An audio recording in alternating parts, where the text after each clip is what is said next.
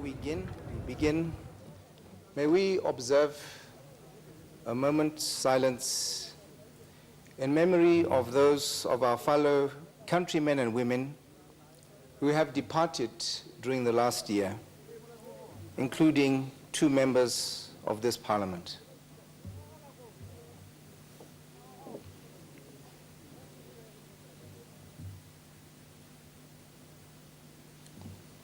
The Bible says, there is an occasion for everything and a time for every activity under heaven. A time to give birth and a time to die. May their souls rest in peace.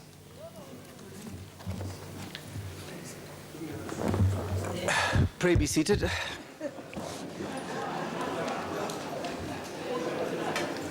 Are these yours? Yes.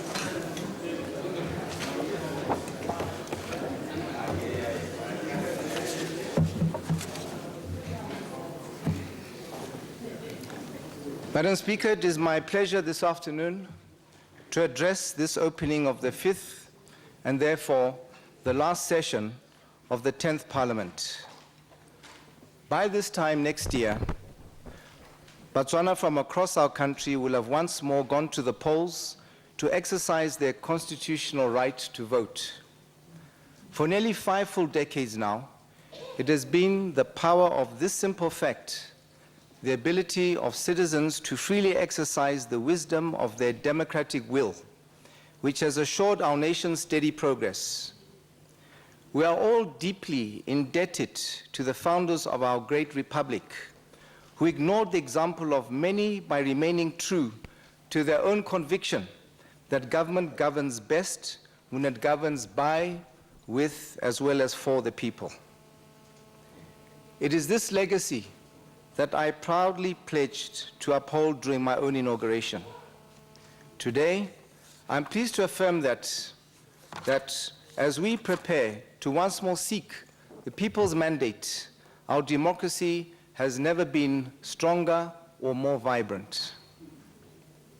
This democracy has all along been about more than the regular holding of free and fair elections, being rooted in a shared commitment to people-driven governance for people-centered development.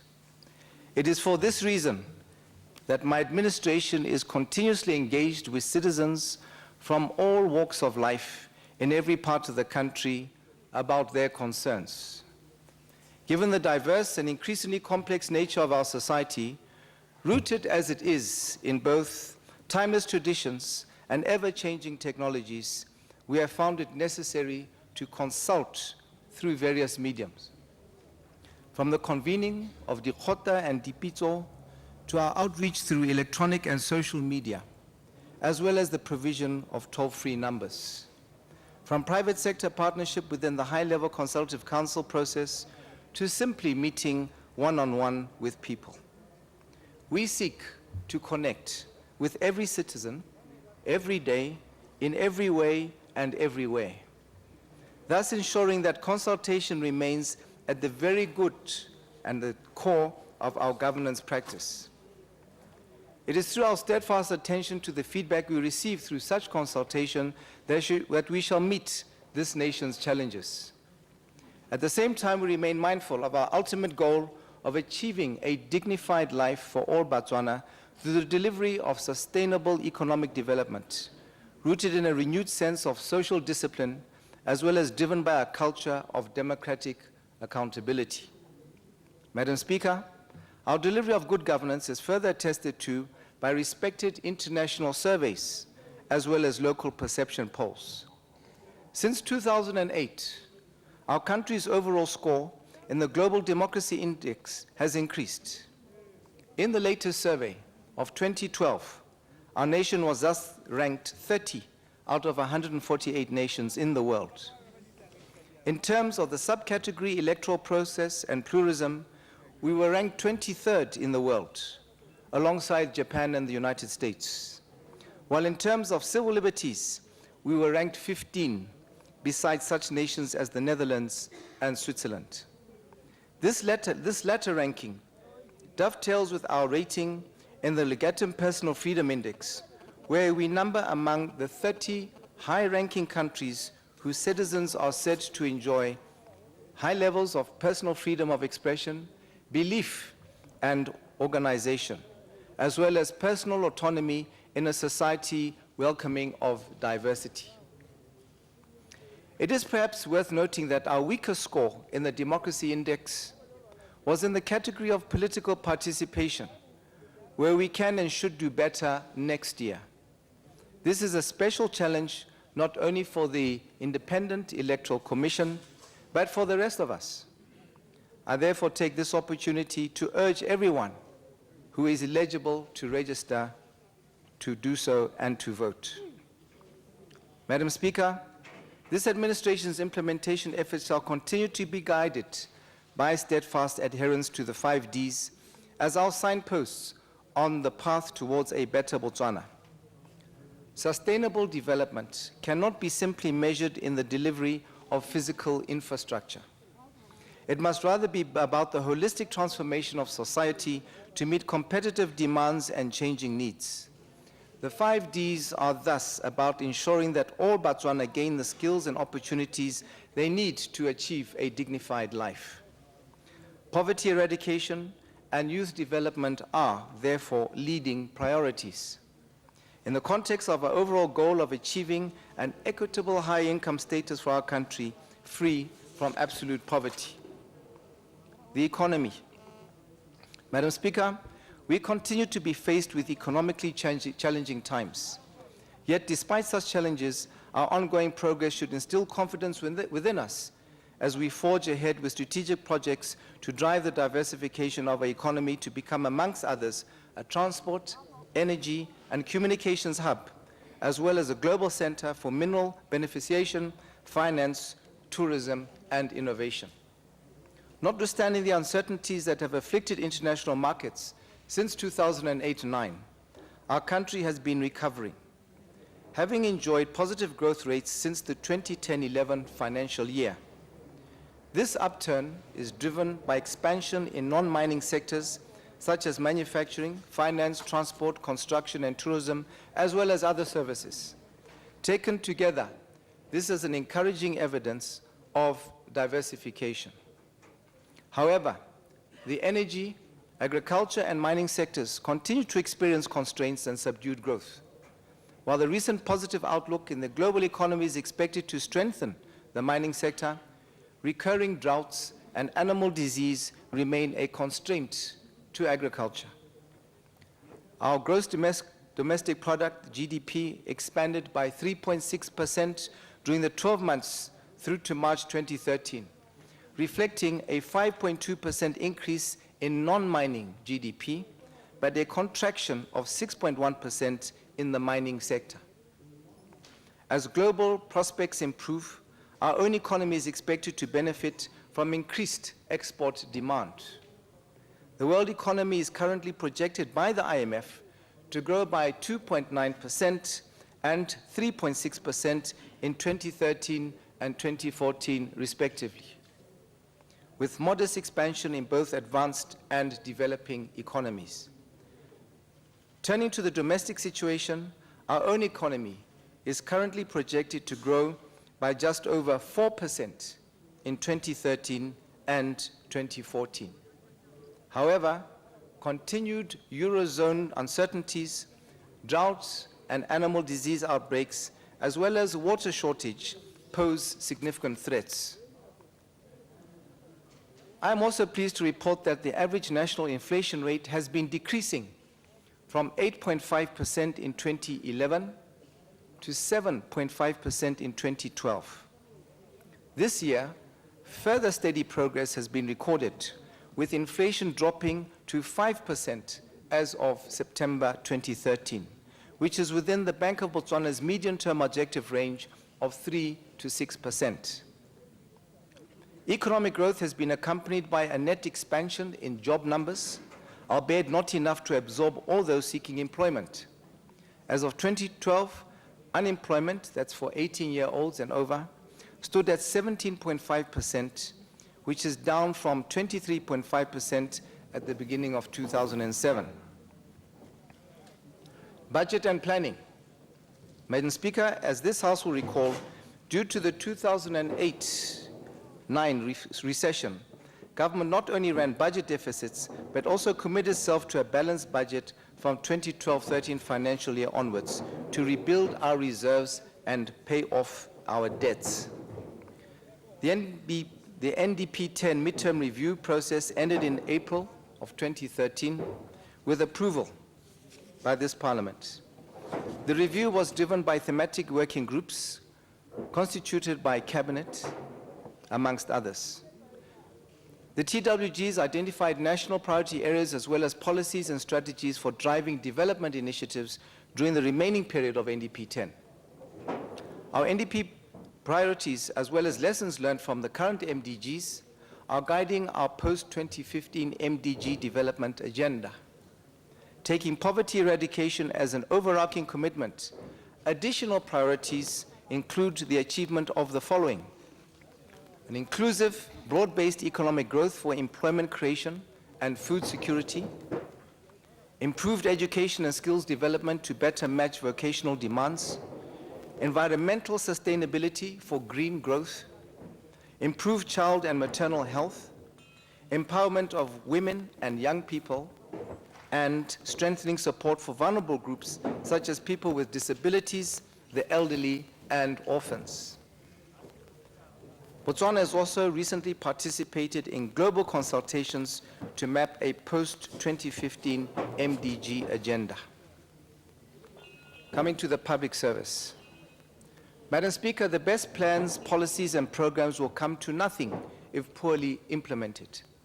Given that our public sector is also the country's largest employer and provider of services, it is clear that its performance is crucial for our wider economic and social well-being. It is for this reason that I, as well as other members of Cabinet, have made a point of meeting with public servants at the local level to gain better insight into their own concerns, as well as the challenges that they face in delivering quality services. In the context of issues arising from these interactions, a number of interventions are being implemented.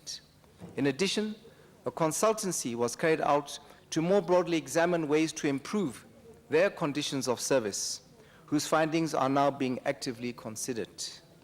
All organs of government have been instructed to put in place targeted interventions to address any deficiencies in the efficient delivery of good quality service. In addition, the Directorate of Public Service Management has been restructured for improved policy direction and monitoring, while the Public Service College has broadened its leadership and training programs. Madam Speaker, I'm pleased to report that members of Cabinet and public officers continue to bring dignity to the lives of the less fortunate in our country by devoting a day out of each month to community service projects. These efforts range from building and rehabilitating shelters, to establishing community gardens, to donations of basic necessities to individuals and institutions, and to cleanup campaigns. Over the past 12 months, over 250 such projects have been undertaken, covering all districts. Coming to competitiveness. Government remains committed to enhancing an enabling environment for business. Progress in our efforts was most recently reflected in our improved ranking in the annual IFC World Bank Doing Business Index, where we moved up 11 places since last year to position 56 out of 189 in the world. In this regard, the Cabinet Subcommittee on Doing Business and Global Competitiveness has been busy overseeing a number of initiatives. The World Economic Forum's latest 2013-14 Global Competitiveness Report has moved us up 5 places in their global ranking since last year. They have nonetheless once again identified poor work ethic in the national labor force as the most problematic factor for doing business in our country. To address this deficiency, which is applicable to both our public and private sectors, the Botswana National Productivity Center has developed a strategy that combines training initiatives with public education that recognizes that good work ethics are not alien to us. Good work ethics cannot exist where employees and employers are at loggerheads. For its part, government continues to promote conducive labor relations. The Trade Disputes Act is being reviewed in order to establish a more efficient dispute resolution system. Unfortunately, some trade unions are contravening the provisions of the Trade Unions and Employers Organizations Act by failing to submit their annual returns. This matter is being closely monitored to ensure that workers' funds are not being misused. Diversification.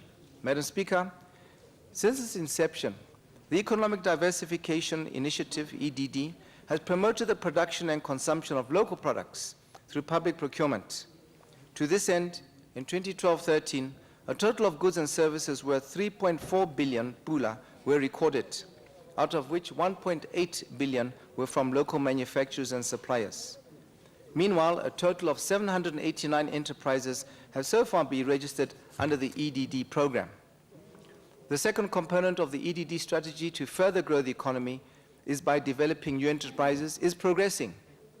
Projects include a 225 million pula leather production facility in Lobatse, where land has been allocated for a leather park. To enhance competitiveness, government is also collaborating with external partners. Working with the World Bank, we have identified 13 activities for implementation next year, covering the business environment, trade and industrial policies, infrastructure development, access to finance, as well as skills development and innovation. With support from Anglo-American, government will further provide support on advisory services and mentoring to local SMMEs through the Enterprise Development Program. The European Union is helping to enhance the productive capacity of about 100 local enterprises with a private sector development program, including women under the Women Entrepreneurship Development Program. Empowerment and employment creation. Madam Speaker, I'm pleased to report that in a survey of 102 countries, the 2013 Baseline Profitability Index ranked Botswana as the world's second most attractive location for medium to long-term investment.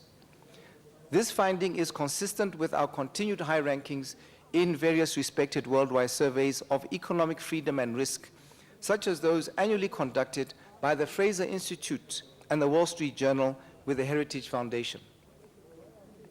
During the 2012-13 financial year, a total investment worth just over 1 billion pula was realized, generating 1,206 jobs. Meanwhile, government continues to underwrite the Citizen Entrepreneurship Development Agency, CEDA, in funding citizen-owned enterprises.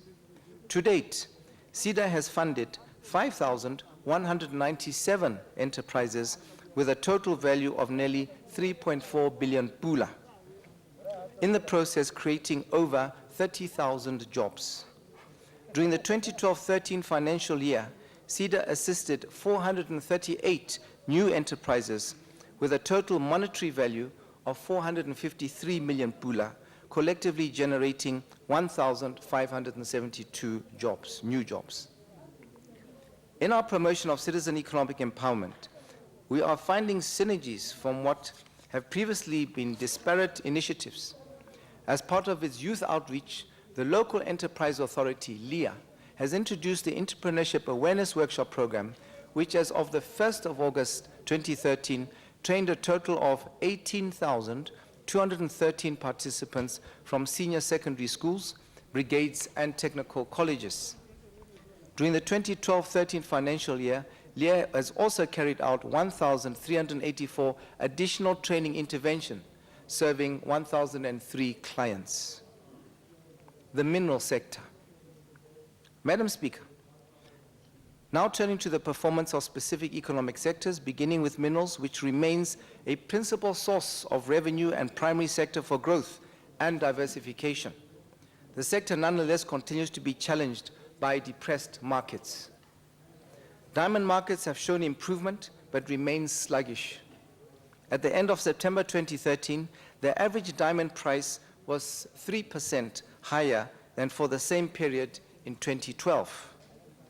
Carat sales and revenue for 2013 are forecast to be 20% and 17% above that of 2012.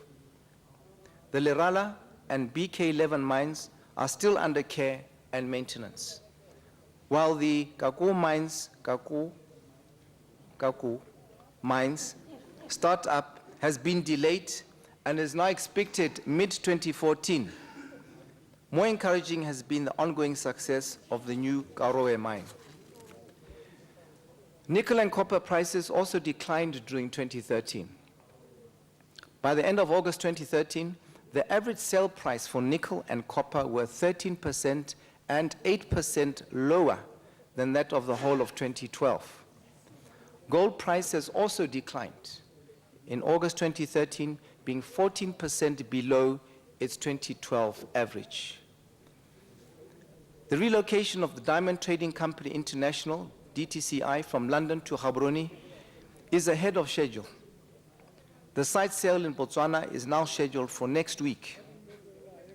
The Okavango Diamond Company conducted its first full-scale sale in October 2013, in which 76 companies from all the world's major diamond centers participated. Over 220,000 carats were sold for 343 million pula. In addition, Ndp Mining Company, through their dual tender sales, sold over 900 million pulas worth of diamonds as at the end of September this year.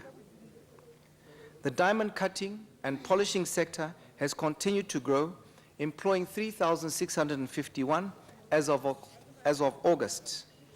11 additional companies have been licensed, bringing the total to 27. DTC sales to the local polishing industry grew to $618 million in 2012. And the target for this year is $770 million. Tourism. Madam Speaker, the CNN travel report ranks Botswana second as the favorite destination for safari tourists, while various international travel ratings list many of our resorts as among the world's very best. Forest reserves are being opened up for tourism. To this end, guidelines for forest ecotourism have been drafted. Sports tourism has grown with the accreditation of the Toyota Kalahari Botswana 1000 Desert Race to the Dakar Rally Challenge, and other popular annual events now also include the Subaru Kalahari, Tour de Tuli Bicycle, and Kawa Dune Challenges.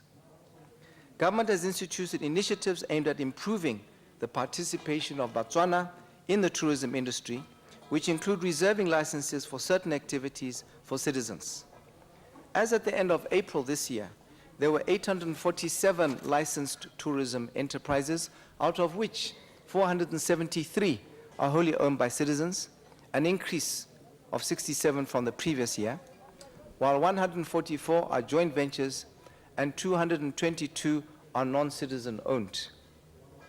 In addition, we have also been empowering local communities through the promotion of community-based natural resource management projects, which now number 109 across the country. Environment. Madam Speaker, beyond their role as magnets for tourism, our unique natural wonders, from the dunes of the southern Kalahari to the Okavango and Chobe wetlands, are a blessing of God that we must carefully steward, not only for our own benefit, but as a legacy for those who will follow us. As government, we are thus committed to engaging both domestic and international stakeholders in the private sector and civil society to assist us in the conservation and sustainable development of our natural heritage. This is reflected in our championing of the Gaborone Declaration, which calls for worldwide recognition of the intrinsic value of ecosystems through natural capital accounting. Internally, we are thus exploring practical measures to ensure that the true value of our own natural capital is integrated into our future national development planning. Wildlife.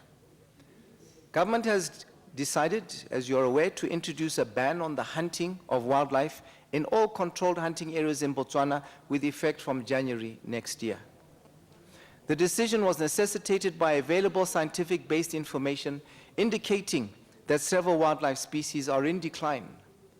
The suspension of hunting will allow government, working with all stakeholders, to focus on understanding the causes of these declines and, where possible, to put in place remedial measures to reverse this trend.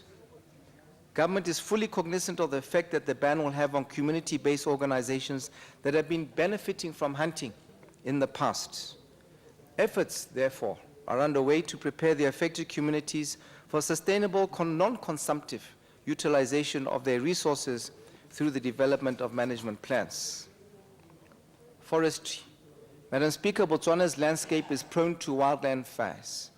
However, recently, their frequency, intensity, multiplicity, and area coverage have increased significantly, thereby posing potential harm to our ecosystem.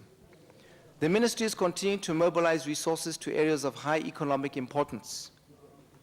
Botswana is working closely with the government of Australia in training officers and communities to equip them with wildland fire management strategies. To date, 2,220 firefighters have been trained and a fire management strategy has been developed. In addition, 4 rural fire brigades have been established in the Chobe, Ngamiland, Central, and Hansi districts, which are working closely with existing urban fire brigades. Agriculture. Madam Speaker, for the second year in a row, the performance of our agricultural sector has been set back by inadequate rainfall, resulting in countrywide crop failure and poor grazing. Consequently, we have declared another drought year. Under livestock, the livestock sector continues to be the economic mainstay for many Botswana. Unfortunately, the sector is currently beset with challenges, notably drought, animal disease outbreaks, and market access problems. Regarding animal diseases, the foot and mouth disease situation in Bobirwa and the Northeast District has stabilized, allowing restocking to be affected in those areas. Occasional isolated incidents still do occur in Ngamiland, but the overall situation has improved. In the Northeast, the FMD situation was compounded by the discovery of the virus in goats, sheep, and wild game. The changeover from the bolus to the AirTag for the livestock identification and traceback system is progressing, starting in the Southeast and Gauteng districts, where a total of 102,000, or just over 102,000 cattle have now been fitted with AirTags. In addition to our traditional beef markets, we are seeking to secure additional markets with promising prospects in the Middle East and elsewhere. We have been exporting live cattle to Zimbabwe, with over 8,600 head having been exported so far from Ngamiland. In the context of the drought, farmers have also been granted a temporary dispensation to export live cattle older than 30 months. This dispensation will be reviewed at the end of the year. The European Union, however, remains our most lucrative market. I'm therefore glad to report that the BMC exports from Lobatse to the EU have indeed resumed. We are in the process of having the Franstown abattoir relisted again for EU exports. The Livestock Management and Infrastructure Development Program, LIMIT, is contributing to self-employment, including the youth. As of August 2013, 9,060 applicants have benefited from the program, of which 2,195 are young people who have been approved, while 3,648 are being processed. Arable farming. Madam Speaker, as a consequence of erratic rainfall and the early onset of cold weather, we are seeing lower yields per hectare. The total estimated crop yield for the year is thus estimated at 55,000 metric tons, as compared to 73,000 metric tons last year, increasing our dependency on imports. Despite this lower output, 2,208 local farmers were able to sell about 4.9 million pulas worth of produce to schools as of June this year. This year also saw the invasion of farmland by diseases and crop pests, such as quelea birds, armyworm, and fruit fly, whose impact was mitigated through control measures. Following the review of the ISPAD program, revised measures are being put in place for the coming plowing season.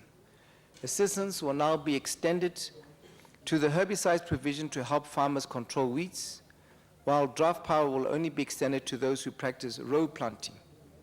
Farmers have been further divided into subsistence, emerging, and commercial categories for assistance, depending on their level of production. In addition, the fencing of fields for farmers can now be done for individual fields, as well as clusters of fields at subsidized rates. Horticulture farming has been significantly boosted by the inclusion of irrigated farming under ISPAD, whereby farmers contribute 60% while government contributes 40% towards the cost of installing equipment. The Zambezi agro-commercial project will also contribute significantly to irrigated agriculture. Preliminary design of the main water conveyance pipeline from Chobe Zambezi to the project site was completed last month.